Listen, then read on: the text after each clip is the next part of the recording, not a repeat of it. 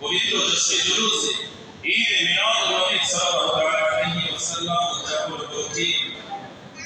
সমস্ত কবরবাসী নবের আত্মার মাগফিরাত কামনায় 37তম বার্ষিক ওয়াজ ও দোয়ার মাহফিলে প্রধান অতিথি যিনি আমার কথা অল্প কিছুক্ষণ আগে যিনি আপনাদের সামনে সুন্দর বক্তব্য রাখলেন, শেখ ফখরুদ্দিন আলী আহমদ আমার ভাই বিশিষ্ট ব্যবসায়ী নারায়ণগঞ্জ। আজকের মাহফিলে আমার আগে যিনি আলোচনা করেছেন আপনাদের অপর মসজিদের সম্মানিত ইমাম এবং খতিব হযরত মাওলানা মুফতি মাহমুদ হাসান সাহেব বারাকাল্লাহু ফি হায়াতি, আল্লাহ তাআলা হুজুরের ইলমে আমলে হায়াতি ইমান ও বরকত দান করুন, আমিন।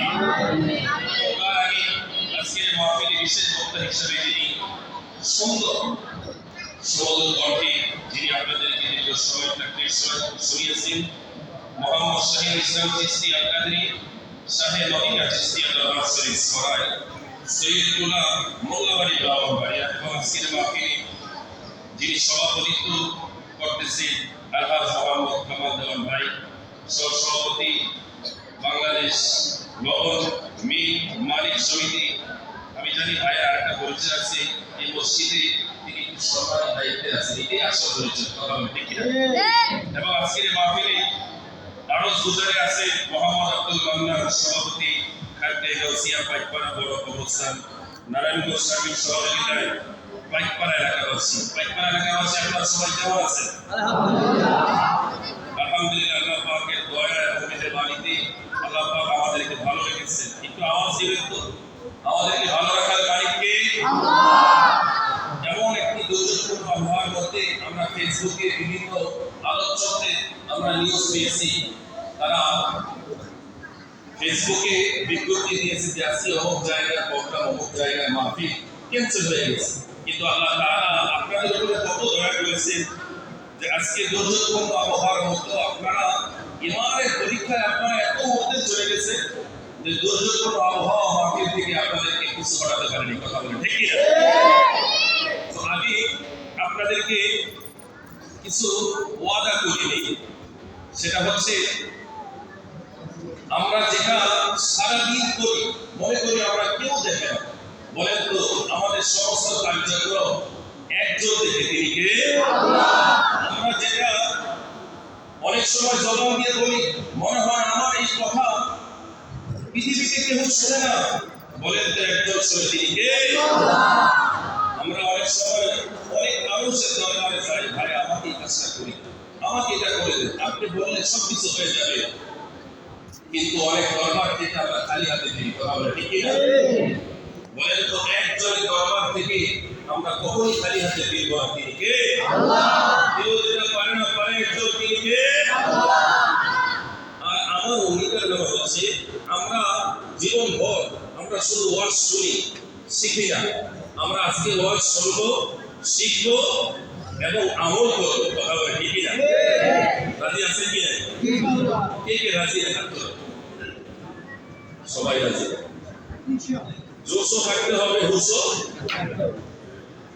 আমরা ওয়াজ শুনে শিখে আমল করতে চাই, কারা কারা রাজি আছি? দুই হাত তুলে দেখাই, নারে তাকবীর,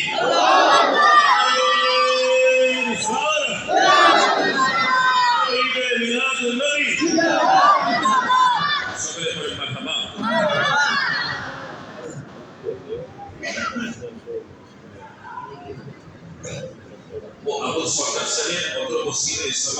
সভাপতি সাহেব, তিনি আমাদের সিনিয়র সভাপতি সাহেব এই জায়গায় আছে। আসলে বিশেষ অতিথিদের অনেকগুলো নাম, আমি তাদের কাছে ক্ষমা চেয়েছি, আপনারা ক্ষমার দৃষ্টিতে দেখেন। হ্যাঁ ঠিক আছে ঠিক আছে, অবশ্যই সম্মানী ব্যক্তিদের সম্মান দিলে আমার আল্লাহ তাআলা খুশি হয়। ধন্যবাদ।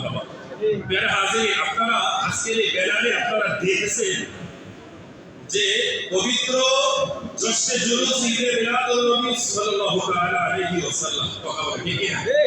আমাদের বিশেষ করে আমাকে যখন ইনভাইট করা হয়েছিল, দাওয়াত দেওয়া হয়েছে, আমাদের মাহফিল কমিটি আমাকে একটা বিষয় দিয়েছে, সারে সালা। জোরে বলে বিষয়টার নাম কি? বিষয়টার নাম কি?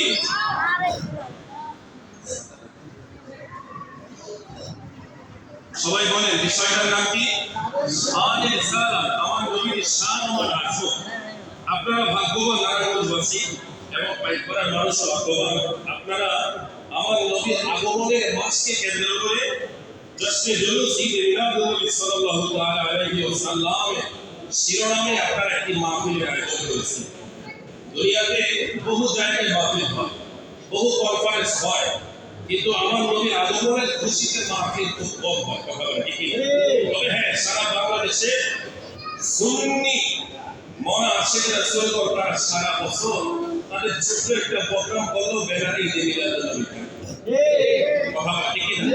আমাদের প্রতি একটা তিন নিক্ষেপ করা হয় যে সুন্নিরা শুধু মিলাদুন নবী আসলেই শুধু নবীর জন্য পাগল, সারা বছর তাদের খোঁজ রাখে না। বলেন তো তাদের এই কথা সত্য না মিথ্যা? আসলে তারা সুন্নিদেরকে চিনে না, জানে না, মিশে না, মাহফিলগুলোতে আসলে বুঝতো যে সুন্নিরা শুধু মিলাদুন নবীর মাসনয়, সারা বছর আমার নবীজিকে মহব্বতে, নবীজির মহব্বত অন্তরে দিয়ে মিলাদুন নবীর মাহফিল সারা বছর করে থাকে। কিন্তু সুন্নিরা সেটা হাইলাইট করে না। প্রিয় হাজিরিন, আমরা আজকে পবিত্র জশ্নে জুলুস ঈদে মিলাদুন নবী সাল্লাল্লাহু তাআলা আলাইহি ওয়াসাল্লাম সম্পর্কে আমরা কথা বলবো এবং আল্লাহ রাসূলের সাথে গোফরাকি করলে, বেয়াদবি করলে তার পরিণতি কি, সেই বিষয় সম্পর্কে আমরা জানবো। পরিশেষে বর্তমান আমাদের যুবক সমাজ বিভিন্ন ক্ষেত্রে তারা জড়িত রয়েছে। তার মধ্যে সবচেয়ে ভয়াবহ ক্ষেত্র হচ্ছে নেশা। আছে কি নাই? আপনাদের এলাকায় মনে হয় মাদক আছে? আপনাদের এলাকায়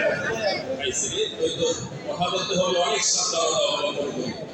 কথা বলে ঠিক না? মাদক নিয়ে কথা বলে যে ভাই মানে এটাকে সেবন করে, গ্রহণ করে, সে খুশি না বেজা? সে কি? আমি যদি সুদ নিয়ে কথা বলি, যিনি সুদ খায় তিনি খুশি না বেজা? সবাই তো বলে খুশি না বেজা? নামাজ নিয়ে কথা বললে বেনামাজি বলতে আমরা বলতেছি। কথা বলে যে যাকাত দেয় না, যাকাত নিয়ে কথা বলে হুজুর মানে আমাকে টার্গেট করেছে। যার জীবনে হজ থাকা মানে হজে যাওয়ার সামর্থ্য আছে কিন্তু হজ করে না, কথা বলে হুজুর মানে আমাকে টার্গেট করেছে, ওরা কি দিয়ে দিচ্ছে ওকে হজ করে না। আছে কি নাই? এরা হাজির কোরআন হাদিস কাউকে কোনো ইন্ডিকেট করে কথা বলে নাই, পুরো জাতির জন্য কোরআন হাদিস কথা বলে। কথা বলে ঠিক আছে? আমরা সেইভাবে ইনশাআল্লাহ কথা বলবো। আল্লাহ তাআলা যতক্ষণ কথা বলবো কোরআন হাদিস থেকে সঠিক তথ্যগুলো আপনাদের সামনে পেশ করা, পরিশেষে আমি সহ আমাদের সবাইকে আমল করার তৌফিক দান করুন। সবাই বলেন আমিন। এখানে আছে সর্বপ্রথম যে বাক্যটা, এই বাক্যটার নাম হচ্ছে পবিত্র। পবিত্র এই বাক্যটা হচ্ছে বাংলা, এটার আরবি হচ্ছে তাহারা। এটার আরবি কি? তাহারা। এই তাহারা পবিত্রতা ছাড়া ইবাদত কবুল হওয়ার আর কোনো রাস্তা নাই। জোরে বলে আর কোনো রাস্তা নাই। বলেন তো পবিত্রতা সম্পর্কে আল কোরআনে এবং হাদিসের মধ্যে অসংখ্য দলিল আছে কি না? আছে। জোরে বলে আছে কি না? তাহলে এই নামটা নেওয়া আছে। এই নামটা কি? কথা বলে এই নামটা নেওয়া আছে। দ্বিতীয় আছে জশ্নে জুলুস। জশ্ন মানে ফার্সি শব্দ, জশ্ন মানে হচ্ছে আনন্দ। জশ্ন মানে কি? আনন্দ। জোরে বলেন জশ্ন মানে কি? আনন্দ। আর জুলুস মানে হচ্ছে মিছিল। জুলুস মানে কি? তো জশ্নে জুলুস মানে কি? আনন্দ। কথা বলেন জশ্নে জুলুস মানে কি? আনন্দ মিছিল। আমি আপনাদেরকে আগেই বলেছি, আমরা এটা যেহেতু মসজিদে শিখেছি, এখানে একটা কথাও অবসরে কথা বলা যাবে না, একটা কথাও অতিরিক্ত বলা যাবে না। কারণ এই জায়গায় আমরা যারা বসেছি সবাই বাংলা। এটা যদি আজকে মাহফিল হতো, স্টেজ প্রোগ্রাম হতো, তাহলে ওই জায়গায় আপনাদেরকে ধরে রাখার জন্য আমার অনেক সময় জিকির করতে হইতো, গজল গাইতে হইতো, তারপর হচ্ছে হাসি খুশি কথা বলতে হইতো, কথা বলে ঠিক না? বিভিন্ন ভঙ্গিমা দিয়ে আপনাদেরকে মনোরঞ্জন দিয়ে আপনাদেরকে বসিয়ে রাখতে হবে। কিন্তু এই জায়গায় আমরা যারা বসেছি, আমরা কেউই মাহফিল শেষ করে আমরা শেষ না করে যাবো, সবাই শেষ করে যাবো, কথা বলে ঠিক না?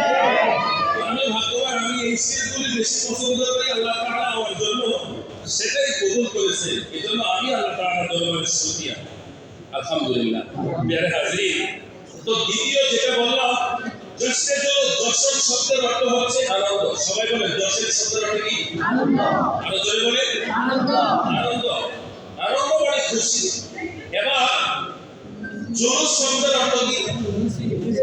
সবাই বলেন আনন্দ মিছিল। জুলুস, জশ্নে জুলুস শব্দের অর্থ কি? সবাই বলেন জশ্নে জুলুস শব্দের অর্থ কি? আজকে কি আমরা শুধু শুনবো না, আমরা গল্প শিখবো। তো আজকে আমরা মাহফিল থেকে শিখলাম জশ্নে জুলুস মানে হচ্ছে আনন্দ মিছিল। কি মানে কিসের আনন্দ মিছিল, কিসের জন্য আনন্দ মিছিল? এটা হচ্ছে ঈদে মিলাদুন নবী। ঈদে মিলাদুন নবী। আমাদের দেশের অনেক ভাইরা নবীজির মিলাদুন নবী বিরোধিতা করতে গিয়ে সর্বপ্রথম তারা জশ্নে জুলুস বিরোধিতা করে। আমি বললাম ভাই জশ্নে জুলুস তুমি মানো না, করো না, সমস্যা নেই, কিন্তু ঈদ মিলাদুন নবী পালন করো। হুজুর ঈদের মধ্যে আমাদের সমস্যা, আপনারা ঈদ মানেন, আমরা ঈদ আমরা ঈদ মানি না, ঈদেও সমস্যা। কিন্তু বললাম আপনার ঈদের সমস্যা ঠিক আছে, তাহলে আপনি নবীর মিলাদুন নবী মাহফিল করেন, কথা বলেন। কিন্তু দেখবেন যে না, আমি নবীর মিলাদুন নবী মাহফিল করি না, এটাই আসলে মূল সমস্যা, কথা বলেন ঠিক না? দেখেন, ঈদ শব্দের অর্থ হচ্ছে খুশি। যে বান্দা নবীজির আগমনকে কেন্দ্র করে ঈদ মানে না, কিন্তু তাকে যদি জিজ্ঞেস করেন আমার নবীজি আজকে জমিনে আগমন করেছে, বলো তো তুমি খুশি না বেজার? কথা বলেন, সবাই তো বলেন আমরা নবীর আগমনে খুশি না বেজার? কে বেজার? হাত তোলেন। নবীজির আগমনে বেজার কি এমন একজন থাকলে সাহস করে হাত তোলেন। এখানে তো অনেক কিছুতে মানুষ থাকতে পারে, নবীর আগমনে আমরা খুশি না বেজার? সবাই একাকে বলেন খুশি না বেজার? এই খুশিকে আরবি ভাষায় বলা হয়, এই খুশিকে ভাই আরবি ভাষায় বলে কি? আপনি খুশি মানে সমস্যা নাই, বেদাত হয় না, কিন্তু এটাকে আরবি বললে বেদাত হয়ে যায়। আপনি খুশি মানে কোনো সমস্যা নাই, আমি যদি খুশিটাকে ঈদ বলি সেটা সমস্যা হয়ে যায়। আপনারা দেখেছেন কিছুদিন 2 দিন আগে একজন বক্তা, ইন্টারন্যাশনাল বক্তা বাংলাদেশে এসেছে, ঠিক না? তার আগমনকে কেন্দ্র করে ফেসবুকে তার বক্তব্য লিখেছে যে আমাদের শায়েখ বাংলার জমিনে এসেছে, আজকে আমাদের জন্য ঈদের দিন। বলা নাউজুবিল্লাহ, শায়েখ এক দেশ থেকে আরেক দেশে এসেছে, এটা ঈদের দিন। ওই যে শায়েখের মানে এক দেশ থেকে অন্য দেশে আসাটাকে ঈদের দিন মানে, হে নবীজির আগমন ঈদের দিন মানে না। এরকম শায়েখ বক্তা আছে কি? আছে। একটু আওয়াজ দিবেন, আছে কি নাই? আছে। কাউকে আঘাত দিয়ে কথা বলবেন, কিন্তু বাস্তবতা আপনাদের সামনে চোখে আঙুল দিয়ে দেখিয়ে দিতে চাই। কেননা ভাই, আমি যত কোনো কথা বলবো প্রত্যেকটা কথার হিসাব আল্লাহর কাছে আমাকে দিতে হবে। কথা বলে আমি মাইক পাইলাম, যা মন চাই তা বললাম, যা কিছু বললাম, আপনাদের মনোরঞ্জন করলাম, আপনারা একটু আনন্দ করলে, হাসলেন, কিন্তু আপনারা একটু আনন্দ করলে, দিন শেষে আগামীকাল যখন আপনাদের চার এই সংসদে যখন আপনাদেরকে প্রশ্ন করা হবে যে ও হুজুর এসে একটা আলোচনা করেছে, কি বলছে? বলছে যা ভালো লাগছে, কিন্তু কি কইছে বলে না। এরকম আছে কি নাই? কথা বলেন, এরকম আছে কি নাই? আমরা শিখতে চাই, ধরে বলেন আমরা কি চাই? তারপরে বলতেছে ঈদে মিলাদুন নবী, ঈদ মানে হচ্ছে খুশি। তাহলে আমরা নবীর আগমনে খুশি না বেজার?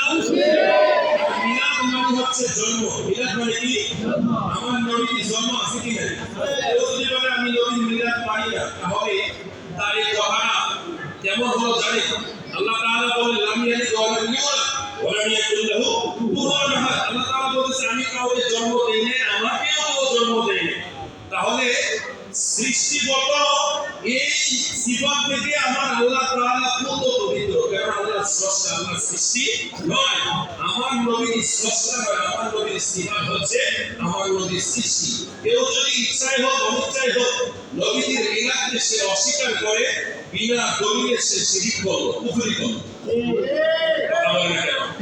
কেন বলবো? কারণ সে নবীর জন্ম মানে না। তো নবীর জন্ম না মানা মানে নবীর জন্ম হয় নাই, আগমন হয় নাই। তাহলে নবীদের এই সিফাতটাকে সে আল্লাহর সিফাতের সাথে মিলিয়ে ফেললো। কথা বলা ঠিক না? আসলে দুশ্মনী আমাদের সাথে করতে গিয়ে সে নিজেই বড় শিরকের ধারায় নামিয়ে ফেললো। কেউ যদি এরকম আকীদা বিশ্বাস থাকে, আল্লাহ তাআলা তার ঈমান আমলকে হেফাজত করে সবাই করেন। আমিন। আমরা বুঝলাম জশ্নে জুলুস ঈদে মিলাদুন নবী, এটা কোরআন ও হাদিসে আছে কি নাই? আছে। এবার আসে জশ্নে জুলুস ঈদে মিলাদুন নবীকে উদযাপন উপলক্ষে আমরা যারা আশিকে রাসূল রয়েছি, আমরা কি কি করে থাকি? আমরা কি কি করে থাকি এই দিবসকে কেন্দ্র করে? এই প্রত্যেকটা কাজ কি কোরআন হাদিসের পক্ষে না বিপক্ষে? আমাদের জানার শিক্ষা দরকার আছে কি না?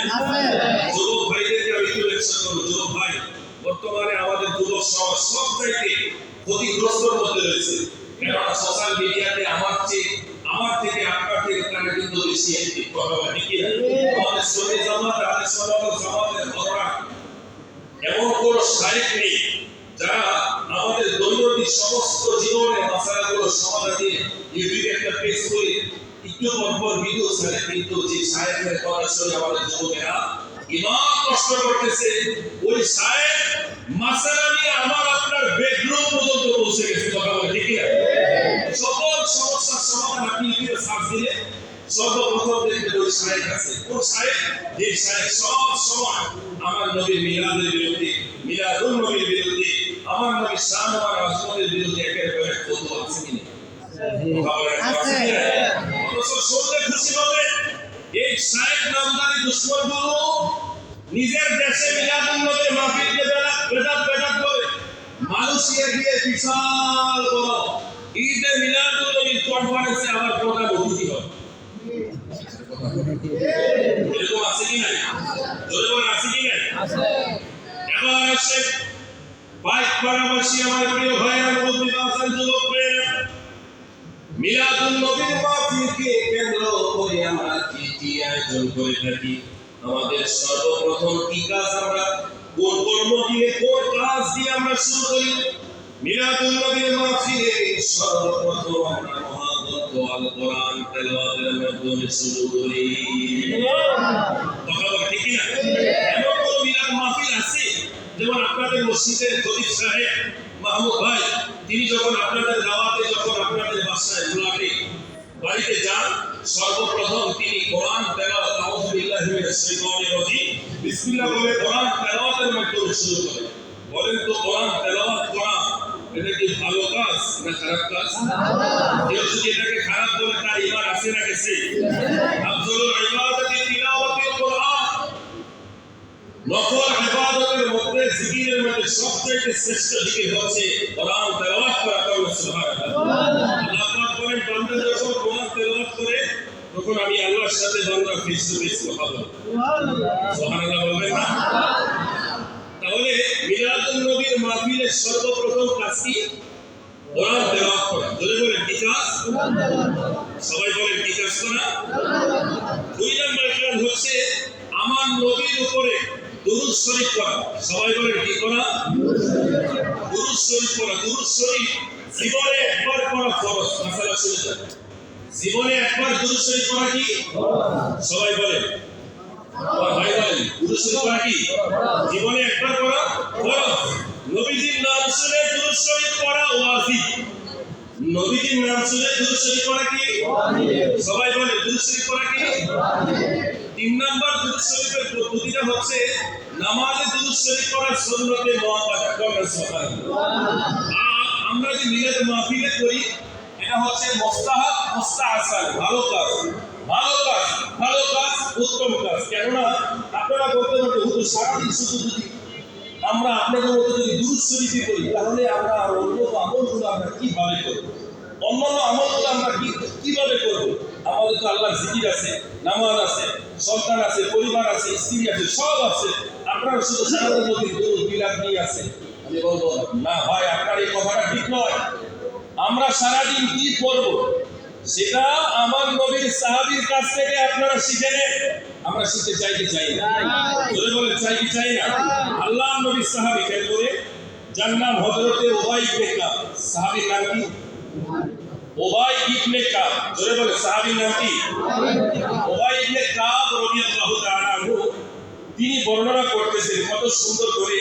তিনি আল্লাহ রাসূলকে প্রশ্ন করতেছেন, বলতু ইয়া রাসূলুল্লাহ সাল্লাল্লাহু তাআলা আলাইহি ওয়াসাল্লাম, ইন্নী আকসারু সলাতা আলাইয়া কামা জাআলু লাকা মিন সলাতি ফাকালা মা শিতা। তিনি বলতেছেন, ইয়া রাসূলুল্লাহ, ইয়া হাবিবাল্লাহ, আমি আপনাকে ভালোবাসি। আমরাও আমার নবীকে ভালোবাসি। কথা বলে ঠিক কিনা? আমরা ভাবছি আমরা আমার নবীকে ভালোবাসতে চাই কি চাই না? কারা কারা চাই? দুহাত তুলে দেখাই। নারে তাকবীর, নারে রিসালাত। আমরা যারা নবীকে ভালোবাসি, আমরা দুরূদ শরীফের পক্ষে না বিপক্ষে? পক্ষে। একটা বিষয় খেয়াল রাখবেন, চট্টগ্রামের শায়ের বলেছিলেন, ওরে আমার সকল রোগের ওষুধ দয়াল নবীর সালাম দুরূদ। কথা বলে ঠিক কিনা? আমার সকল রোগের ওষুধ দয়াল নবীর সালাম দুরূদ। ওরে ভক্তি ভরে পড়ি যখন, ভক্তি ভরে পড়ি যখন, হই সুস্থ সবল আমি নবীর পাগল, আমার মদিনার পাগল আমি নবীর মদিনা। ওই মদিনার দুলবালি মোর, মদিনা দুলবালি মোর, নয়নের কাজল আমি নবীর পাগল আমি। সবাই আমি নবীর। ওরে আমার জিকির নবী নবী, দুই চোখে মদিনার ছবি। কথা বলে ঠিক কিনা? তার সবসময় আশিক যারা মদিনা শরীফ কোনোদিন দেখে না, কিন্তু তার ভিতরে মদিনা শরীফের একটা চিত্র সে মনে মনে অঙ্কন করে। কথা বলে ঠিক কিনা? এমন ভালোবাসার দরকার আছে কি নাই? আল্লাহর নবীর সাহাবী হযরতে উবাই ইবনে কাব রাদিয়াল্লাহু তাআলা আনহু, তিনি আমার নবীর দরবারে হাজির। এসে বলতেছেন, ইয়া রাসূলুল্লাহ, ইয়া হাবিবাল্লাহ, নবী গো, ও মায়ের নবী, দয়াল নবী, আমি আপনাকে ভালোবাসি। ইয়া রাসূলুল্লাহ, এমন ভালোবাসি সারাদিন যখনই সময় পাই আপনি নবীর উপরে আমার দুরূদ শরীফ পড়তে ভালো লাগে, মজা লাগে, শান্তি লাগে। ইয়া রাসূলুল্লাহ, ইয়া হাবিবাল্লাহ, নবী গো, ও মায়ের নবী, দয়াল নবী, আপনি আমাকে জানিয়ে দিন কতটুকু সময় আপনি নবীর উপরে দুরূদ শরীফ পড়ব। আমার নবী বললেন, আমার সীতা, তোমার যা ইচ্ছে, তোমার যতটুকু ইচ্ছে। নবীজির কথার জবাবে এবার নবীজির সাহাবী হযরতে উবাই ইবনে কাব, সাহাবী নামটা খেয়াল রাখবেন, হযরতে উবাই ইবনে কাব রাদিয়াল্লাহু তাআলা আনহু, তিনি বলতেছেন, ওয়া কুলতুর রুবা ওয়া মা সীতা। সাহাবী বললেন, ইয়া রাসূলুল্লাহ, ইয়া হাবিবাল্লাহ, আমি সারা দিনকে চারটা ভাগে ভাগ করলাম। কয় ভাগে? চার ভাগের মধ্যে একটি ভাগ আপনি নবীর দুরূদ শরীফ আমার জীবনের জন্য আমি নির্ধারিত করে দিলাম। আমার নবী শুনে বললেন, যথেষ্ট না। আমার নবীজি বললেন, ফাইন সিদ্দা ফাহুয়া খায়রুল লাকা, তার চাইতে যদি আরো বেশি করতে পারো তার তোমার জন্য মঙ্গল। সুবহানাল্লাহ। আমরা খুশি হয়েছে। নবীজি জবাব একটু খেয়াল করে, সারাদিন 24 ঘন্টার 4 ভাগের 1 ভাগ কয় ঘন্টা হয়? 6 ঘন্টা। আর কি মানে আছে না কয় ঘন্টা? আপনাদের কাছ থেকে উত্তর নেওয়ার জন্য কারণ আমাদের যে মনোযোগ নষ্ট, আমাদের 1 ঘন্টা আলোচনা যেন আমার আপনার জীবনে একটা রাস্তা হয়ে যায়। ইমান বৃদ্ধির একটা রাস্তা হয়ে যায়। কথা বলে ঠিক না?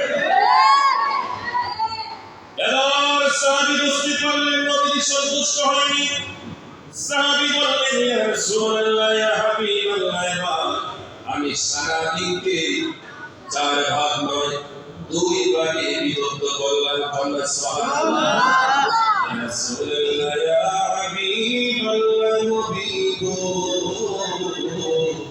ও মায়ার নবী দয়ার নবী আমি ওই লেখার সারা দিনকে দুই ভাগে বিভক্ত করলাম এই দুই ভাগের একটা ভাগ আপনি নবীর দরুদের জন্য একেবারে নির্ধারণ করে দিলাম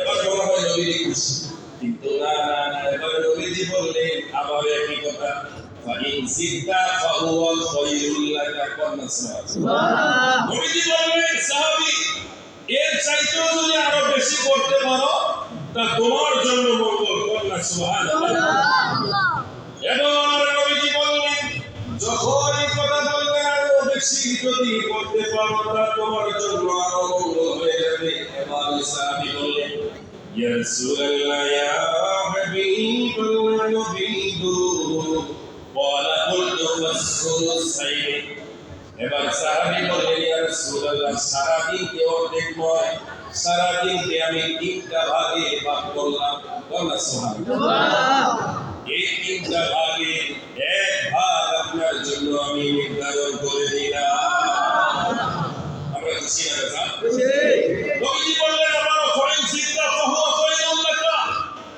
তুমি যদি আরো বেশি বেশি করতে পারো তা তোমার জন্য মঙ্গল হবে এবার সাহাবী বললেন ইয়া রাসূলুল্লাহ ইয়া হাবিবাল্লাহ এবার আমি আর কোনো ভাগের মধ্যে যাব না সারা দিনের পুরো সময়টাই আপনি নবীর জন্য আমি নির্ধারিত করে দিলাম ইমানদার খুশি হবে স্যার এবার ফতোয়া লাগা আল্লাহর নবী সাহাবী হযরত উবাই ইবনে কাবকে ফতোয়া দেন আমরা মিলাদ শরীফ বেশি বেশি করলে আপনাদের মাথা খারাপ হয়ে যায় উবাই ইবনে কাব বলতেছে আরে দুনিয়ার মানুষ কিয়ামতের আগে সুন্নিরা আশিকে রাসূলের আহলে সুন্নাত ওয়াল জামাতের অনুসারীরা নবীর সামনে 1 ঘন্টা 2 ঘন্টা মিলাদ শরীফ করবে 2-3 ঘন্টা মাহফিলের আয়োজন করবে অনেকের মাথা খারাপ হয়ে যাবে এত সময় নবী নবী করে তারা কি সুস্থ না অসুস্থ আমরা বলি না আমরা অসুস্থ আমার নবীর প্রেমে অসুস্থ কথা বলে ঠিক না আমরা পাগল দুনিয়ার কারোর জন্য নয় আমার নবীর জন্য আমরা পাগল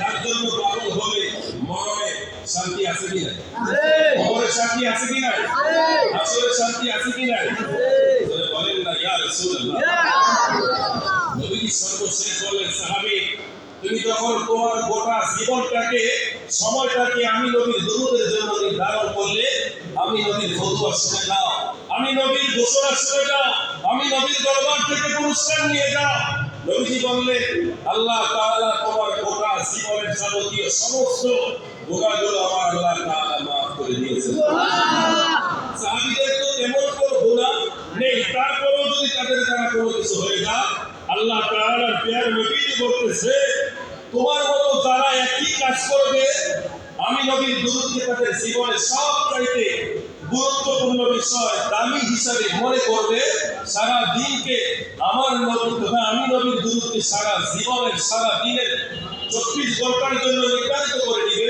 আমি নবী ঘোষণা দিয়ে দিলাম তোমাকে যেমনি রব্বুল আলামিন ক্ষমা করে দিয়েছে আমার কিয়ামত পর্যন্ত উম্মতদেরকে একই ফয়সালা হয়ে যাবে সুবহানাল্লাহ খুশি হবে স্যার আমরা নবীর দরুদ করব না বেশি করব বলে কম না বেশি বলে সুবহানাল্লাহ এবার আসে দুরূদ শরীফের আরেকটি মজার হাদিস শরীফ শোনাই আমার নবী বলতেছে আল্লাহ তাআলার নির্ধারিত যুক্ত কিছু ব্যবস্থা রয়েছে ইন্নাল্লাহা মালাইকাতাস সাইয়্যাহিনা ফিল আরদি ইউবাল্লিগুনি মিন উম্মাতিস সালাম এই যে আজকে আমরা পাঁচ পাড়ার এই বড় মসজিদে আমরা আজকে নবীজির আগমনের মিলাদ নবীর মাহফিলে উপস্থিত হইলাম উপস্থিত হয়ে প্রধান বক্তার সাথে বিশেষ বক্তার সাথে মাহফিল ইমাম খতিবের সাথে যে আমরা জবানের সাথে জবান দিয়ে আমরা যে নবীর সামনে প্রাণ বলে মিলাদ শরীফ করলাম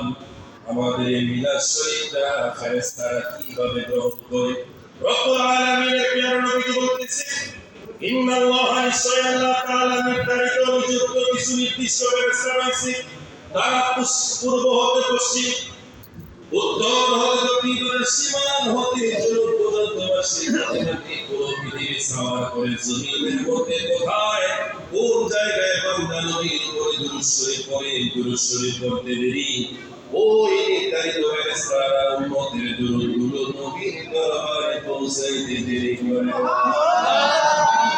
এজন্য এই নবীর উপরে আমরা বেশি বেশি দুরূদ শরীফ পড়তে চাই না? এবার সে আল্লাহর নবী আরেকজন জগৎ বিখ্যাত সাহাবী, বিশ্ববিখ্যাত সাহাবী হযরত আব্দুর রহমান ইবনে আউফ রাদিয়াল্লাহু তাআলা আনহু, তিনি একদিন মসজিদে নববীতে আসলেন আমার নবীর সাথে সাক্ষাতের জন্য। এসে দেখলেন আল্লাহর নবীজি নামাজে দাঁড়িয়ে আছে। আমার নবীজি নামাজ অবস্থায় সাহাবী নবীজি কোনো ইসলাম করলেন না, ডাক দিলেন না। নবীজি নামাজ শেষ করে কোনো সময় অতিবাহিত না করে সাথে সাথে নবীজি চোখে রাখলেন। ওই সাহাবী নবীজির পিছনে পিছনে আস্তে আস্তে করে নবীজিকে ফলো করে নবীজির পিছন দিকে তিনিও চলতে লাগলেন। কিন্তু সাহাবী দেখলেন আল্লাহর নবীজি যেতে যেতে খেজুর গাছের এক বাগানে গিয়ে পৌঁছলেন। সুবহানাল্লাহ। সাহাবী নবীজির পিছনে পিছনে নবীজি যেতে যেতে খেজুর গাছের বাগানের ভিতরে যাওয়ার পরে সাহাবী দেখলেন আমার নবীজি বাগানের ভিতরে আল্লাহ তাআলার দরবারে সিজদায় রত হয়ে কাঁদতেছে। ইয়া রাসূলুল্লাহ। হযরত আব্দুর রহমান ইবনে আউফ রাদিয়াল্লাহু তাআলা আনহু এই দৃশ্য দেখতেছে। এই দীর্ঘ সময় যাবত নবীর সিজদারত অবস্থা দেখে তিনি অনেকটা ভীত হয়ে গেলেন, ভয় পেয়ে গেলেন, আশ্চর্য হয়ে গেলেন, মনে হয় তিনি পাগল হয়ে যাবে। আব্দুর রহমান ইবনে আউফের ভিতরে কেন জানি একটা কামড় এসে গেল, একটা ভয় এসে গেল। আল্লাহ রাসূল দীর্ঘ সময় নিয়ে খেজুর গাছের বাগানের ভিতরে খেজুর গাছের মধ্যে আল্লাহর নবী সিজদায় রত হয়ে গেছে। নবীজিকে এত দীর্ঘক্ষণ সিজদা তো আমি কোনোদিন দেখি নাই।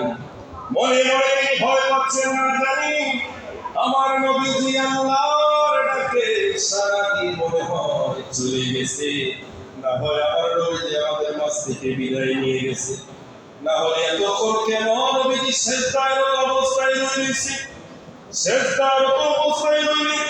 সাহাবী সাহস পেয়ে আল্লাহর নবীর সিজদার দিকে ডাক দেওয়ার মতো যদি ডাকতে না জানি বেদবি হয়ে যায়। কেননা সাহাবীরা আমার নবীর দরবারে অনেক ভাবে আদব দেখাতেন। সাহাবীদের আদবটা এমন ছিল মাওলানা নামাজ ছুটে যায় তারপরও নবীকে বলতে পারে না ইয়া রাসূলুল্লাহ ইয়া হাবিবাল্লাহ আমি আলী রাসূলের নামাজ ছুটে যাই। ও মায়ের নবী আপনি একটু ঘুম থেকে ওঠেন না, না না মাওলানার কাছে ইবাদতের চাইতে নবীর মহব্বতের দাম কম না বেশি? আওয়াজ দিয়ে বলেন কম না বেশি? আমরা কি করি? আমাদের আকীদা হচ্ছে নামাজে নবীর স্মরণ করা যাবে না। জোরে বলেন নাউযুবিল্লাহি মিন যালিক। ইমাম গাযযালী বলেন যখন আমরা তাশাহুদের মধ্যে আসসালামু আলাইকা বলি না, কথা বলেন বলি না, আসসালামু আলাইকা আইয়ুহান নবী ওয়া রাহমাতুল্লাহি ওয়া বারাকাতুহু। যখন নবীকে আমরা সালাম দেই তোমরা এইভাবে সালাম দিবে, এই টেন্ডেন্সি নিয়ে নিয়ত নিয়ে সালাম দিবে যে সরাসরি আমার নবীজি তোমাদের সামনে আছে। সুবহানাল্লাহ। জোরে বলেন না সুবহানাল্লাহ। আজকে আমাদের দেশে সালাম নিয়ে বিধি আছে কি আছে? ইমাম সাহেব যখন নিযুক্ত হয় হুজুরের সালামের পক্ষে না বিপক্ষে মুসল্লি দুই ভাগ হয়ে যায়। আপনাদের এলাকায় না কথা কয় আসলে সালামটা যদি আমরা বুঝতাম, আদবটা যদি বুঝতাম, নবীর তাজিমটা যদি আমরা বুঝতাম, তাহলে আমাদের মাঝে এই বিনা আর কোনো দ্বন্দ্ব থাকতো না। আমরা সেই বিষয় সম্পর্কে আমরা ইনশাআল্লাহ যাব। এবার আসেন আল্লাহর নবী সাহাবী হযরত আব্দুর রহমান ইবনে আউফ। বলেন আব্দুর রহমান ইবনে আউফ। তিনি দেখতেছেন দীর্ঘ সময় নবীজি সিজদারত অবস্থায়, নবীজি মাথা উঠায় না, তার ভিতরে ভয় কাজ করতেছে না জানি আমার নবীজি বিদায় নিয়ে চলে গেল নাকি। কিছুক্ষণ পরে আমার নবীজি সিজদা থেকে মাথা উঠালেন। জোরে বলেন সুবহানাল্লাহ। একটু মহব্বত ইয়া রাসূলুল্লাহ, ইয়া রাসূলুল্লাহ। আল্লাহর নবী সাহাবী হযরত আব্দুর রহমান ইবনে আউফ নবীজি সিজদা অতিথি মাথা উঠানো দেখে তিনি খুশি হয়ে গেলেন।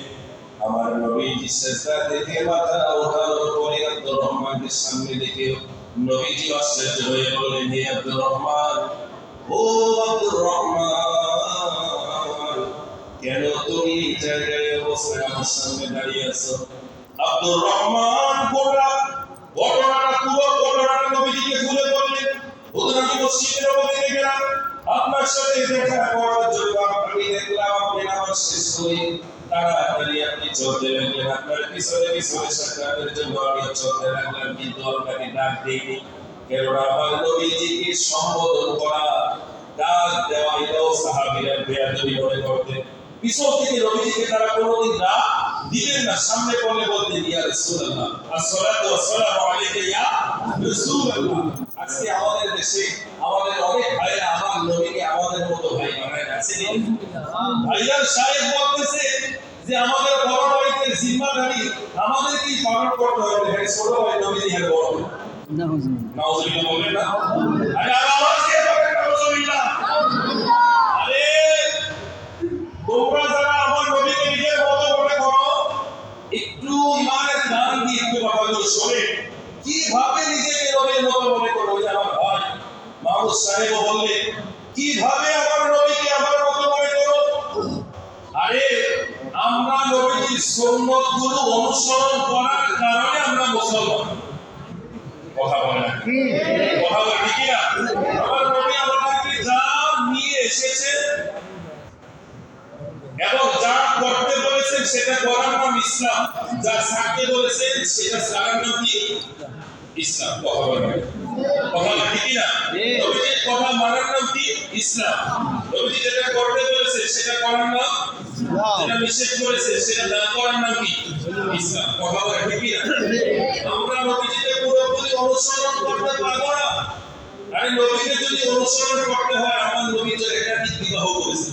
কোরআনের আয়াত দ্বারা সাব্বিত চাইতের বেশি বিবাহ করা যায় না। তাহলে এই শরীয়ত আপনি নবীর সাথে লাগালে হবে? কথা বলেন হবে? আমার নবীর বিবাহ একাধিক হয়েছে। আপনি যদি নিজেকে নবীর সমকক্ষ মনে করেন, তাহলে আপনি আজকে কি নবীর শরীয়ত অনুযায়ী চলেন? আপনাকে কেউ মানবে? কথা বলেন, আপনাকে কেউ মানবে? কখনো মানবে? তাহলে কিভাবে নবীকে নিজের মতো মনে করে? আমার নবীর নাম মোবারক যখন বিয়েতে পড়তে সাহাবীরা অপেক্ষায় থাকতেন, বলেন সুবহানাল্লাহ, বেশ তো আমরের চেয়ে আমার নবীর নাম মোবারকের সুযোগ আছে। কমরা বেশি, কমরা বেশি। সাহাবীরা সাথী আমার নবী যেই জায়গায় বসে অনেকক্ষণ সময় পর্যন্ত ওই জায়গায় বেশ তো আমরের গ্রাম আছে। বলেন সুবহানাল্লাহ। আর এটাই আমার নবীজি। প্রিয় হাজির, উম্মে আইমা, আমার নবীজির প্রস্তাব মোবারক খাওয়ার কারণে জান্নাতের টিকিট পেয়ে। আজকে আমি বড় মুফতি মসজিদের মিম্বরে বসে বসে নবীকে আমার মতো ফতোয়া দিই, আমি নবীর মতো, আমি নবীর মতো, তাহলে নবী আমার মতো। সভাপতি আমার মতো, আমি সভাপতির মতো। কথা কি এক না দুই রকম? কথা বলে রাখেন, কথায় কথায় লাইন দুটো, কথা কি? কথা বলে দুই রকম না তো ভাই। সভাপতি আমার মতো, আমি সভাপতির মতো। কথা একটা, মানে আমি যা ওইটা উনি যা। কথা কি বুঝতে পেরেছে? বেয়াদবের একটা জায়গা আছে, বেয়াদবের একটা রাস্তা আছে। আমরা তো রাস্তা ছাড়া বেয়াদবি করতেছি। কথা ঠিক কি না? আল্লাহ আমাদেরকে সঠিক হেদায়েত দান করুন। সবাই আমিন। নবী সাল্লাল্লাহু আলাইহি ওয়াসাল্লাম বোঝার তৌফিক দান করুন। সবাই আমিন। এবার আব্দুর রহমান ইবনে আউফের কথা আমরা জানি না। আল্লাহর নবী সাহাবী হলেন আব্দুর রহমান ইবনে আউফ। নবীজি পুরো ঘটনা বলে আমার নবীজি বললেন, হে আব্দুর রহমান, তাহলে সবার চেষ্টাটা দীর্ঘ করার কারণটা কি? আব্দুর রহমান ইবনে আউফ আমার নবীজি বললেন, হযরত জিবরাইল আলাইহিস সালাতু ওয়াস সালাম আমি নবীর দরবারে আসেন, এসে বলতেছি, ইয়া রাসূলুল্লাহ, ইয়া হাবিবাল্লাহ, আল্লাহ তাআলা আপনি নবীকে সালাম দিয়েছেন। সুবহানাল্লাহ। সবাই বলেন না সুবহানাল্লাহ। কেমনে নবীকে নিজের মতো মনে করো ভাই? কেমনে নিজের নবীর মতো মনে করো? আল্লাহ তাআলা আপনি নবীকে সালাম দিয়েছেন, আমার নবী সালাম গ্রহণ করলেন।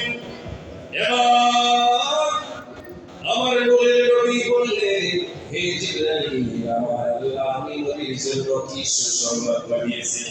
হযরত জিবরাইল বলেন ইয়া রাসূলুল্লাহ ইয়া হাবিবাল্লাহ নবী গো আল্লাহ তাআলা আমি জিবরাইলকে দিয়ে আপনি নবীর উম্মতের ব্যাপারে সুসংবাদ পাঠিয়েছি। সুবহানাল্লাহ। জোরে বলেন ইয়া রাসূলুল্লাহ। আমার নবী যখন উম্মতের বিষয়ে সুসংবাদ করতে আমার নবী আরো বেশি খুশি হয়ে যেতেন। হযরত জিবরাইল বলতেছেন সাল্লাল্লাহু আলাইহি ওয়াসাল্লাতু আলাইহি ইয়া রাসূলুল্লাহ ইয়া হাবিবাল্লাহ যে ব্যক্তি জমিনের মধ্যে আপনি নবীর উপরে একবার দুরূদ শরীফ পাঠ করবেন আমার আল্লাহ তাআলা সাথে সাথে তার উপর রহমতের বৃষ্টি দান করবেন। সুবহানাল্লাহ। রহমত নাযিল হয়ে যাবে। এবার হযরত জিবরাইল বলেন ইয়া রাসূলুল্লাহ ইয়া হাবিবাল্লাহ যে উম্মত জমিনের মধ্যে আপনি নবীর উপরে সালাম প্রেরণ করবে আমার আল্লাহ তাআলা ওই উম্মতের উপরে সাথে সাথে শান্তি বর্ষণ করবে। একটা বিষয় চূড়ান্ত ফতোয়া নিয়ে যান। আমরা যে সুন্নি মুসলমান আমরা পরিপূর্ণ দুরূদ শরীফ পড়ি। দুরূদ শরীফ পরিপূর্ণতা হয় দুরূদ এবং সালামের মাধ্যমে। ঠিক আছে? একটা আয়াত দুরূদ শরীফের একটা আয়াত মহাগ্রন্থ কোরআনের 33 নম্বর সূরা। কত নম্বর সূরা? 33 নম্বর। আবার বলেন সবাই বলে কত নম্বর সূরা? 33 নম্বর সূরা। সূরাটার নাম হচ্ছে সূরা আহজাব। সূরাটার নাম কি ভাই? সূরা আহজাব। কথা বলে কেন? সবাই বলেন না সূরাটার নাম কি? যুবক ভাইরা জোরে বলেন সূরাটার নাম কি? সূরা আহজাবের 56 নম্বর আয়াত। কত নম্বর আয়াত? 56 নম্বর আয়াতে আমার আল্লাহ তাআলা দুরূদ শরীফকে ফরজ করে দিয়েছেন। সুবহানাল্লাহ। এই আয়াতের অর্থ সবাই জানে। লাস্টে আল্লাহ তাআলা বলেছেন ইয়া আইয়ুহাল্লাযীনা আমানু হে ঈমানদাররা সাল্লু তোমরা পড়ো ওয়াসাল্লিমু এবং সালাম দাও তাসলিমা তাজিমের সাথে। সুবহানাল্লাহ। দেখেন এই জায়গায় একটা সূত্র বিষয় আল্লাহ ইচ্ছে করলে শুধু সাল্লু আলাইহি ওয়াসাল্লিমু বলে আয়াত শেষ করে দিতে পারতেন কিন্তু এই জায়গায় নবীর শানের কথা এইজন্য রব্বুল আলামিন বলতেছে উম্মত বান্দারা সাতটা দুরূদ এবং সালাম প্রেরণের সময় তাসলিমা তথা তাজিমের বিষয়টা রব্বুল আলামিন এই জায়গায় উল্লেখ করে আমাদেরকে হুঁশিয়ারি দিয়েছে যে তোমরা একে অপরকে যেভাবে সালাম বিনিময় করো সালাম দাও সম্বোধন করো আমার নবীর বিষয়ে তোমরা সাবধান তাজিম তোমাদের অবলম্বন করতে হবে কেননা তাজিম আমার নবীর বিষয়ে তোমাদের মধ্যে না থাকলে তোমাদের ঈমান থাকবে না। কথা বলে ঠিক না? এবার বলেন তো আমরা নবীজিকে কিভাবে দুরূদ শরীফ প্রেরণ করি যে আমরা আল্লাহর রাসূলের সামনে দুরূদ করি সালামও পাঠাই। আপনারা সালাম দেন না? আপনাদের মসজিদে আমাদের মুফতি মাহমুদ হাসান সাহেব তিনি কি সালাম দেয় না? দেখবেন হুজুর যখন সালাম দেয় আমাদের কিছু ভাইরা এত অসন্তুষ্ট হুজুর দ্বারা রাখলাম আমাদের দলের পরে এখন কিন্তু সেও আল্লাহর রাসূলকে সালাম দেয়। আরে আহমদ আমার নবীকে সালাম দিয়েছে আমার আল্লাহ তোর মতো গুণগান না দিলে আমার নবী কিছু যায় কিচ্ছু হবে না বরঞ্চ কোটি যা হবে দুনিয়া তো তোর ছিল আখিরাত তো ছিল। কথা বলে ঠিক আছে? নবীকে চিনার কারণে আবু বকর হয়েছে আর নবীকে না চিনার কারণে আবু হেকাম থেকে আবু সাহেবে পরিণত হয়েছে। নবীকে চিনার কারণে আবু বকর থেকে সিদ্দিক হয়েছে। কি হয়েছে? আরে সবাই আওয়াজটা কি হয়েছে? আর নবীকে না চিনার কারণে আবু হেকাম নিজের পিতা থেকে সরকারের পিতা হয়েছে। জাহেলের পিতা হয়েছে। ভাই কথা বলে ঠিক না? এজন্য আমরা আমার নবীকে সালাম দিতে চাই না? ইমানে আওয়াজ দিতে হবে চাই না?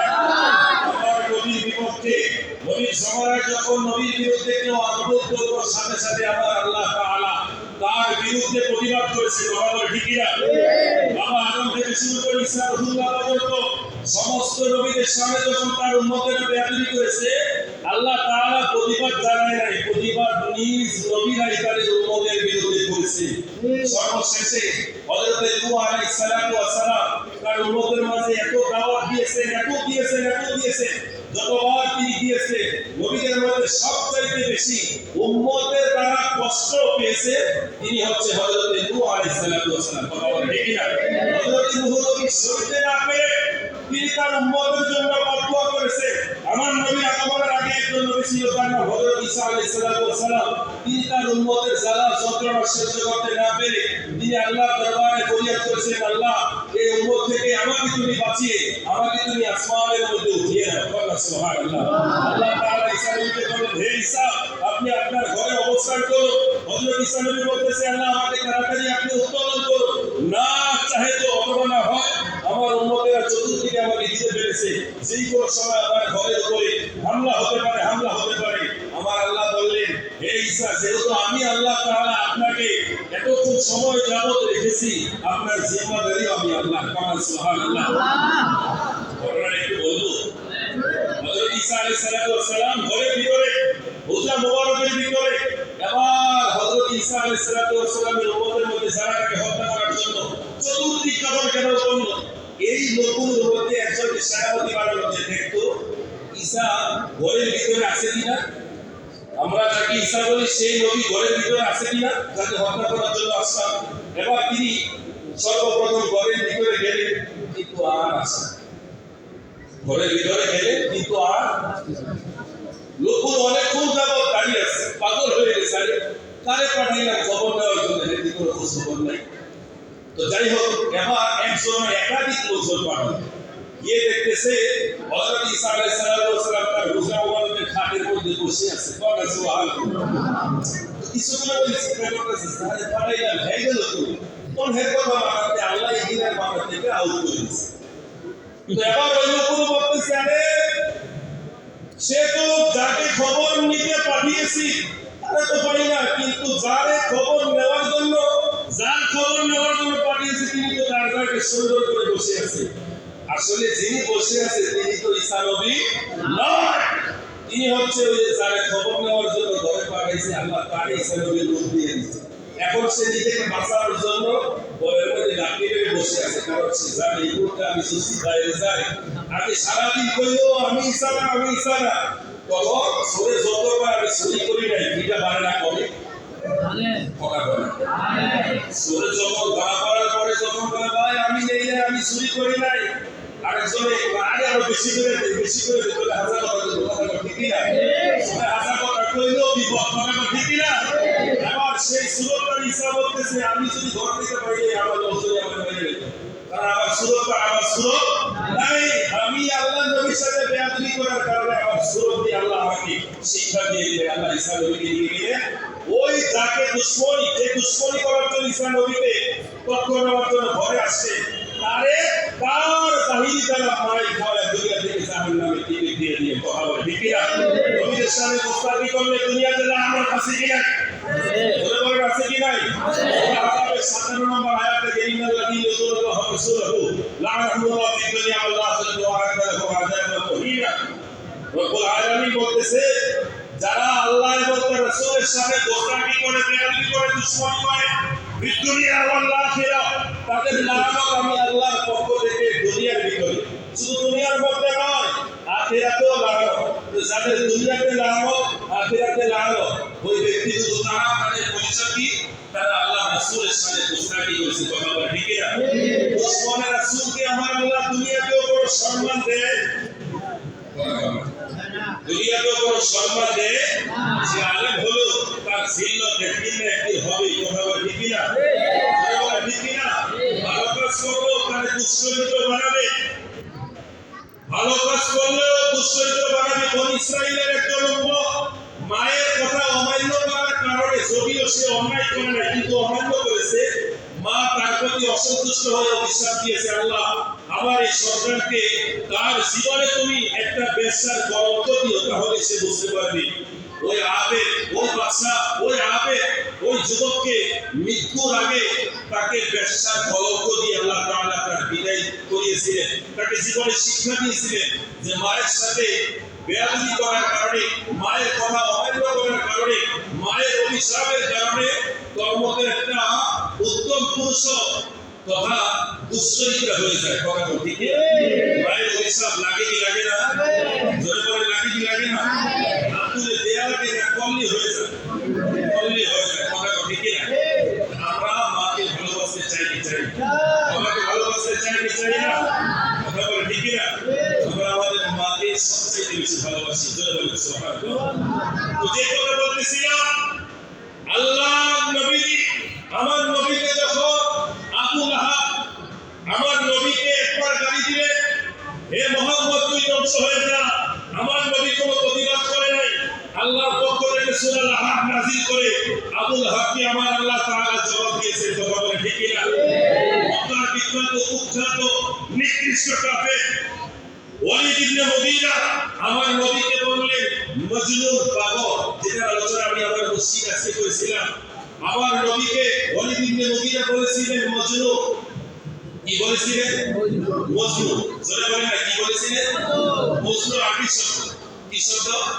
এটা বাংলা অর্থ হচ্ছে পাগল। যুবক ভাইরা বলেন এটার অর্থ কি? পাগল। আমরা বলি তুই কি আপনি যে লাইলি মজনু হয়ে গেলি, এই তো মজনু বলি না, এই মজনু এটা আরবি শব্দ। মজনু কি শব্দ? আরবি শব্দ। আরবি শব্দ। এটার অর্থ কি? পাগল। এটার অর্থ কি? পাগল। এটা আপনাদেরকে দিয়ে বলার কষ্ট হয় না। আমি চাই আমার আলোচনাগুলো আপনারা যেন শিখতে পারেন। আমাদের এই আলোচনাগুলো অনেক দীর্ঘ গবেষণা, আমাদের 16 বছরের গোটা জীবনের পড়াশোনার গবেষণা আপনাদেরকে 2 ঘন্টা দেওয়ার চেষ্টা করি। সব সাবজেক্ট দেওয়া সম্ভব না। তারপর আমার নবীর সালমান আজমত সম্পর্কে যতটুকু আমরা শিখেছি ততটুকুই আপনাদেরকে দেওয়ার চেষ্টা করি। আল্লাহ তাআলা যেন সঠিকটা জীবন পর্যন্ত দেওয়া তৌফিক দান করে সবাই বলেন আমিন। এটা করে যদি ফাঁসির মঞ্চ আমাদের ঝুলতে হয়, রাজি আছি? জোরে বলে আছি কি নাই? আমার আছে। মক্কার বিখ্যাত কাফের ওয়ালিদ ইবনে মুগীরা আমার নবীকে মজনু বললেন, পাগল বললেন। কেন? আমার নবী এমন একটা ধর্মের দাওয়াত প্রচার করতে লাগলেন যেটা আমার নবীর বাপ দাদার 14 গোষ্ঠীও কেউ এই দাওয়াত কোনোদিন আগে দেয় নাই। কথা বলেন, আগে দেয় নাই। ওয়ালিদ ইবনে মুগীরা বলতেছে, হে মক্কার মানুষেরা শোনো, এই যে আব্দুল্লাহর পুত্র মুহাম্মদ সে তো পাগল, কারণ কোন সুস্থ হলে সে তো বান্দার গর্ভবিন্দু ত্যাগ করবে না, সে অবশ্যই পাগল। পাগল না হলে এমন ধর্মের কথা, এমন সত্তার কথা সে কিভাবে বলতে পারে? এটা তো কোনো সুস্থ মানুষ বলে না। আমার নবীকে সে কথা দ্বারা এমন ভাবে আঘাত করতে আমার নূরের নবীজি কোনো জবাব দিলেন না আল্লাহর পক্ষ থেকে। এই যে আমার নবীকে গালি দিলে আল্লাহ তাআলা এর প্রতিবাদে 10টা তাকে উপহার দিয়ে দিলেন। জোরে বলেন কয়টা? জোরে বলেন আল্লাহ। নবীকে গালি দিয়েছে কয়টা? যুবক ভাই বলেন না কয়টা? একটা। আর আমার আল্লাহ তাআলা আমার নবীর পক্ষ নিয়ে ওয়ালিদ ইবনে মুগীরার পরিচয় দিয়ে দিলেন 10টা। জোরে বলেন কয়টা? 10টা। সেই পরিচয়গুলো জানতে চাই কি চাই না? আর জোরে বলেন না, চাই কি চাই না? 10টা পরিচয়। এই 10টা খাসালত যার ভিতরে থাকবে বুঝতে হবে এগুলো দুশমনের রাসূল। অথবা কোনো দুশমনের রাসূল যদি নবীর বিপক্ষে কথা বলে, মিলাদুন নবীর বিপক্ষে কথা বলে, মিলাদ কিয়ামের বিপক্ষে কথা বলে, আমার নবীর ইলমে গায়েবের বিপক্ষে কথা বলে, আমার নবীর নূরের বিপক্ষে কথা বলে, বুঝতে হবে এই খাসালতগুলো তার ভিতরে আছে। এগুলো ওয়ালিদ ইবনে মুগীরা বংশধর, এগুলো আবু লাহাবের বংশধর, এগুলো উতবা সাইবার বংশধর, এগুলো আবু জাহেলের বংশধর। আওয়াজ দিয়ে বলে ঠিক কিনা? ওয়ালিদ ইবনে মুগীরার বিষয়ে রব্বুল আলামিন সর্বপ্রথম বললেন, ইয়া রাসূলুল্লাহ, ইয়া হাবিবাল্লাহ, ওয়ালিদ ইবনে মুগীরা আপনাকে যে পাগল বললেন আমি রব্বুল আলামিন ফতোয়া দিয়ে দিই, ওয়া ইন্নাকা লাআজরুন গায়রু মামনুন। আল্লাহ রব্বুল আলামিন বলতেছেন, মা আওতা বিনি'মাতি রাব্বিকা বিমাজনুন। আল্লাহ তাআলা বলেন, ইয়া রাসূলুল্লাহ, ইয়া হাবিবাল্লাহ, আমি আল্লাহর নিয়ামত, আল্লাহর দয়া, আল্লাহর রহমত আপনি নবীর উপর সব সময় আছে। কেউ যদি আপনাকে পাগল বলে আমি আল্লাহ তাআলা ঘোষণা দিয়ে দিলাম আপনি পাগল নন। যে আপনাকে পাগল বলেছে ওই হারামজাদা সবচাইতে বড় পাগল। কথা বলেন ঠিক কিনা? নবীকে গালি গালি করে সবচাইতে বড় পাগল। কথা বলেন ঠিক কিনা? ইন্ডিয়ার একজন বড় মুফতি, সেই ইন্ডিয়ার বিজাতির বাচ্চা, বর্তমানে ইন্ডিয়াতে যে সরকার ক্ষমতায় রয়েছে তার দলের লোক। কথা বলেন ঠিক কিনা? মুসলমানদের সবচাইতে বড় দুশমন তারা বলে, এই বিজাতি বলে, বিজেপি এই দলের এই কর্মীগুলো বলে, বহু বড় বড় নেতারা বলে, যারা শিখ হিন্দুদের ধর্মের মধ্যে অনেকগুলো জাত আছে না? হিন্দু ধর্মের মধ্যে সবচেয়ে নিকৃষ্ট জাত হচ্ছে শিখগুলো। কথা বল ঠিক না? এই জাতের বাচ্চাগুলো এগুলো বাংলাদেশে বিগত বহুদিন তারা রাজত্ব করেছে। শিক্ষাক্ষেত্রের প্রত্যেকটা জায়গায় এই রাম বাংলা তারা বিভিন্ন বস্ত্রগুলো দখল করে বসে আছে। কথা বল ঠিক না? আমাদের ওই সময় সরকার ইচ্ছা করলেও পারে না, কেননা তারা আমাদের আগের সরকার একটা কথা বলবে যে আমি ইন্ডিয়ায় এত এত দিছি, ইন্ডিয়া কিয়ামত পর্যন্ত আমাদের বলবে না। এরকম কথা আছে না? এটা রাজনৈতিক বক্তব্য নয়, কিন্তু একটা বাস্তব কথা। আগে দিনই তো ভারতীয়দের এই দেশে চাকরি কম না বেশি আছে কি না? আমাদের দেশের যুবকেরা অনার্স মাস্টার্স করে আমরা চাকরি পাই, আর ওই আমাদের বাংলাদেশে পয়লা তো ভারতীয় চাকরি করেছে আপনারা ভারতের কথা বলি না। আল্লাহ তাআলা এত বড় বিশেষ সংগ্রাম থেকে আমাদের সমাজ বাংলাদেশের হেফাজত করে সবাই আমি আপনারা যদি মনে করেন লোক ইন্ডিয়ার 1 লাখ বলে বাংলাদেশে 5 লাখ করে তাহলে আমরা মানতাম। আপনারা বুঝে নিয়ে দেখবেন বাংলাদেশে হাজারো মানুষ ইন্ডিয়ার চাকরি করে নিয়ে শব্দ কথা আছে। আরে আমরা ইন্ডিয়া ছাড়া আমাদের দেশের বড় বন্ধের পেরেগুলো ঘরে ভরে না। আমাদের বাংলাদেশের বিশ্বাস করেন, আমি চ্যালেঞ্জ দিয়ে বলবো একটা চ্যানেল ইন্ডিয়াতে চলে। ঠিক ঠিক কথা বলা কিসের আপনি বলবেন, কিসের এত দেওয়া দিলে যেটা কিয়ামত পর্যন্ত আপনাকে বলবে না, যাকে খুশি করবেন সেও তো আমাকে আপনাকে ক্ষমতা রাখতে পারে না। কথা বল ঠিক আছে? আমি একজন কে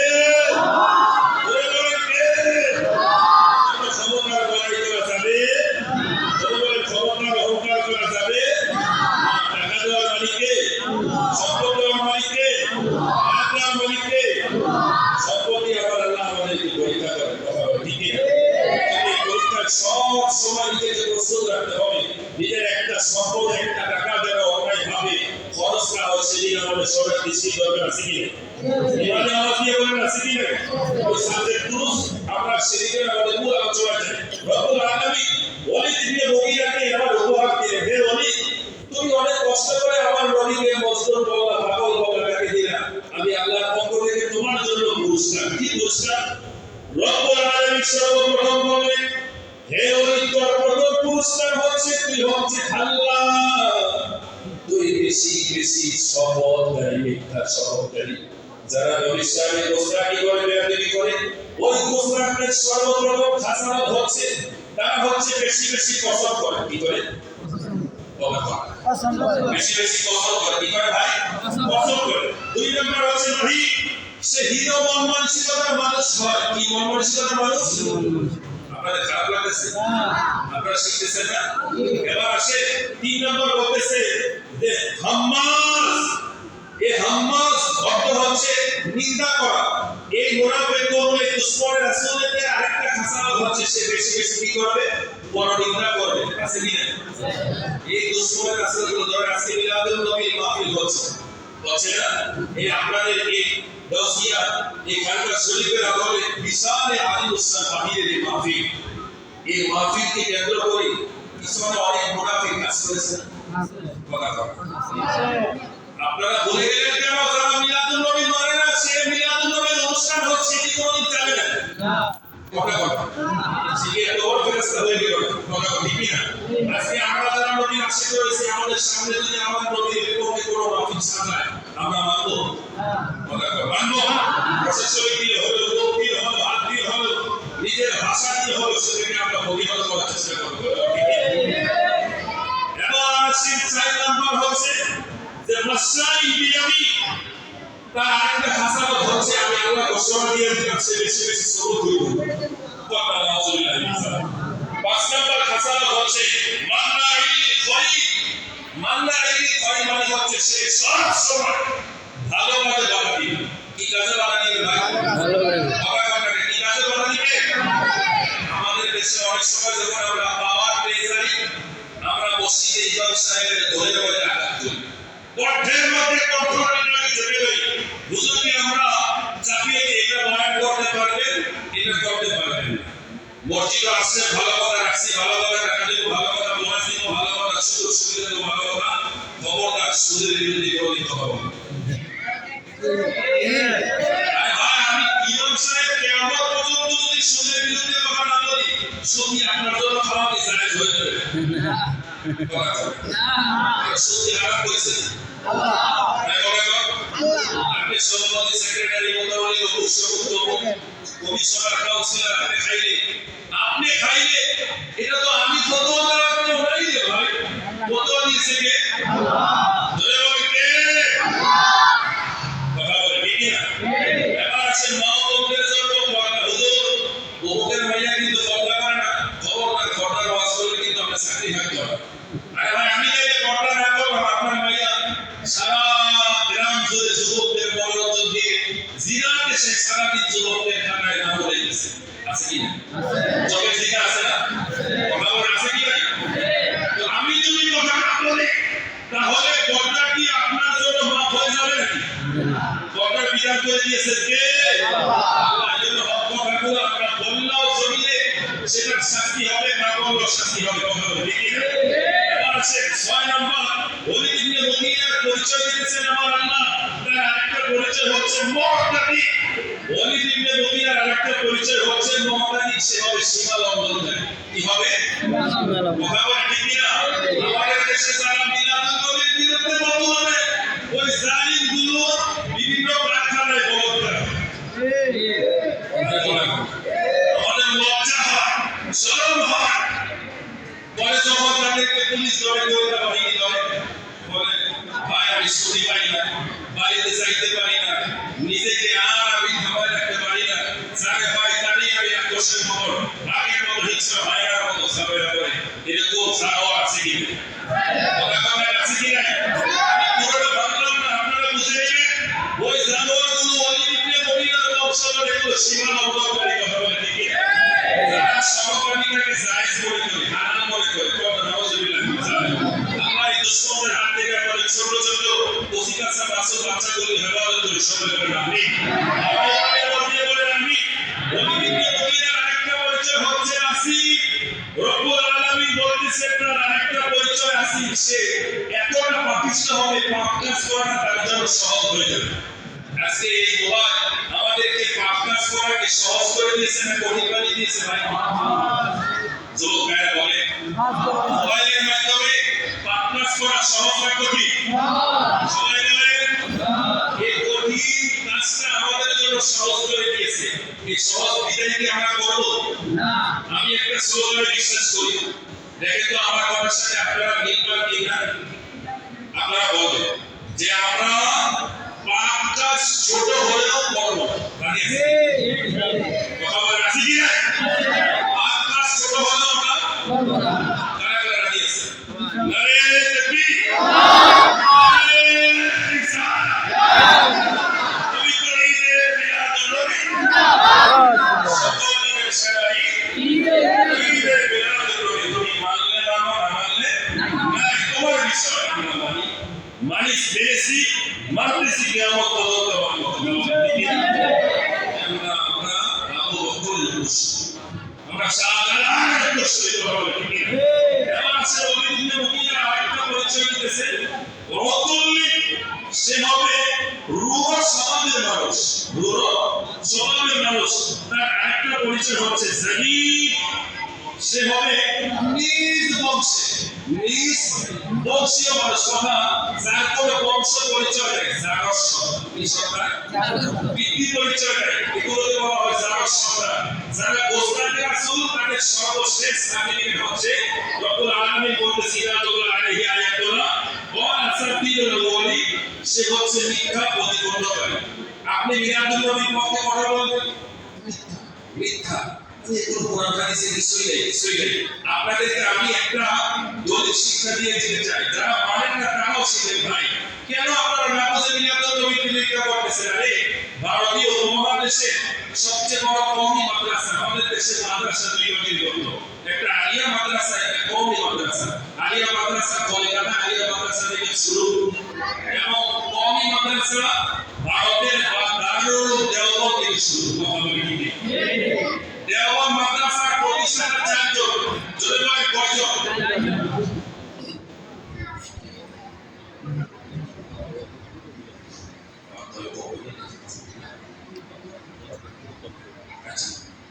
আপনারা একটু শিখেন আমি বিরোধী না আমিও কবি মাদ্রাসায় হাফেজ বলে আলহামদুলিল্লাহ। তারা হাফেজ হওয়ার মান কি ভালো না খারাপ? আল্লাহ তাআলা আমাদের সুন্নি মাদ্রাসাগুলোকে কবুল করুন, সবাই বলুন আমিন। যে বাচ্চাগুলো হাফেজ হচ্ছে তাদেরকেও আশীর্বাদ হিসেবে কবুল করুন, সবাই বলুন আমিন। এবার যে কথা বলতেছিলাম, সবাই দর্শক করে সরে দুনিয়া রাসূলুল্লাহ আলাইকুম সালাম দুনিয়া আলাইকুম সালাম দুনিয়া রাসূলুল্লাহ আলাইকুম সালাম দুনিয়া হাবিবাল্লাহ আলাইকুম। আমি আমাদের রাসূল এই পাঁচটা একটু আমাদের বছরে নিয়ামত জানি না, আমি আসলে সামনের বছর জামাত হবো সেই চিন্তা আমি করি, কারণ আমি মাঠে ময়দানে এরকম গান গাওয়ানো অথবা হাসি তামাশা করে মনোরঞ্জন দেওয়ার মতো মোস্তাক ফয়েজের মতো কাহিনীর মতো এরকম সুরার মোস্তাক ফয়েজের মতো কথা একটা করে বাসে করে করবি এরকম মিষ্টি ভাষা অথবা রবিউল আফসারের মতো এরকম আমি না। তবে হ্যাঁ, আমরা এতটুকু বিশ্বাস করি আমাদের এই ময়দানটা অনেক দামি, ঠিক না? বলেছি এটা কিসের বাগান?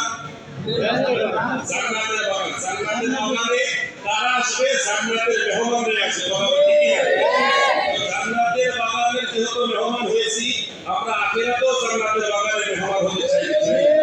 এজন্য আমাদের এই সময়টার মূল্য আছে কি নাই? এই প্রত্যেকটা মুহূর্ত যেন আমার আপনার সময়টা যেন কাজে লাগে, আমার থেকে যেন আপনারা কিছু নিতে পারেন। আমি যেন আমার 16-20 বছরের কম সময় এই জ্ঞানটা যেন আপনাদেরকে আমি দিতে পারি, এটাই আমার সবচেয়ে বড় সফলতা। আর মেডিকেল আমাকে নিয়ে আলোচনা করলেও আমি খুশি, না করলেও খুশি, কিন্তু আমার আলোচনা থেকে যদি আপনি একটু নিজেকে পরিবর্তন করতে পারেন, একটু যদি আমার নবীর মহব্বত যদি আপনার ভিতরে এসে যায়, আমি এর থেকে বড় ভাগ্যবান আমি আর নিজেকে মনে করি না। কথা বলা ঠিক না? খেয়াল করেন ভারতীয় উপমহাদেশের সবচেয়ে বড় মাদ্রাসা কওমি মাদ্রাসার নাম কি? ভারতের দারুল দেওবন্দ। এই দেওবন্দ মাদ্রাসার আগে কোন পৃথিবীতে কওমি মাদ্রাসা ছিল না। ভারতের আলিয়া মাদ্রাসার আগে আকবর আলিয়া মাদ্রাসা ছিল না। তাহলে কিভাবে মানুষ আগে বর্জন করেছে? ওস্তাদদের দরবার থেকে, পীর মাশায়েখদের দরবার থেকে। কথা ঠিক না? ওই সময় ছিল দারসে নিজামী আগে, বাগদাদে দারসে নিজামী। ওই মাদ্রাসা আমাদের সারা পৃথিবীতে এভাবে মাদ্রাসা আস্তে আস্তে গায়েব হয়েছে। পরে আলিয়া মাদ্রাসা হয়েছে, কওমি মাদ্রাসা হয়েছে। এই ভারতের দারুল দেওবন্দ মাদ্রাসার প্রতিষ্ঠাতা 4 জন সদস্য। আউট অফ সাইড আরেকজন আছে খলিল আহমিয়া, তাবলিগ জামাতের যে প্রতিষ্ঠাতা ইলিয়াস কাওয়ানি সাহেব। তার 4 জন বন্ধু হচ্ছে আশরাফ থানভী সাহেব, রশিদ গাঙ্গুহি সাহেব, খলিল আমবিবি সাহেব, কাসেম নানভী সাহেব। যিনি দেওবন্দ মাদ্রাসার প্রতিষ্ঠাতা কাসেম নানভী সাহেব বলেন, আমি স্বপ্নে দেখলাম আল্লাহ রাসূল আমার ঘরে হাজির। আল্লাহর স্বপ্নকে সত্যি বানি এই হাজির বললেন। তিনি বললেন, আমি বলতে হবে আমার নবীজির কথা মতো আমি গিয়ে যে জায়গায় নবীজি মাদ্রাসার ভিত্তি স্থাপন অর্জন করেছে, ওই জায়গায় আমি আমার মুসলিমদেরকে গিয়ে দেখি ওই জায়গা লাঠি দিয়ে এখনো কবরা। আমরা বুঝি না কথা? আল্লাহ শয়তানকে সব ক্ষমতা দিয়েছে, কিন্তু শয়তান নিজেকে নবী দাবি করার ক্ষমতা আমার আল্লাহ কেড়ে দিয়েছে। সুবহানাল্লাহ। নিজেকে নবী সুবত করে মানুষকে ধোঁকা দিবে ক্ষমতা শয়তানের নাই। কথা বলেন আছে? নাই। এবার কাসেম নানভী সাহেব বললেন, আমি আমার স্বপ্ন দেখাটা বাস্তবে দেখেছি। আপনারা বলেন তো, নবীজি মদিনা থেকে ভারতের দারুল দেওবন্দ কাসেম নানভী সাহেবের বাড়িতে যদি আসতে পারে, নবীজি মদিনা থেকে ভারতে আসতে পারলে বাংলাদেশে আপনাদের এই পাইপ বানাতে আসতে পারে না? নবীজি শুধু কাসেম নানভী সাহেবের জন্য নির্ধারিত, আর কোন আলেমের জন্য নির্ধারিত নয়। না, সকল উম্মতের জন্য আমার নবী, সকল উম্মতের কথা বলেন, সকল উম্মত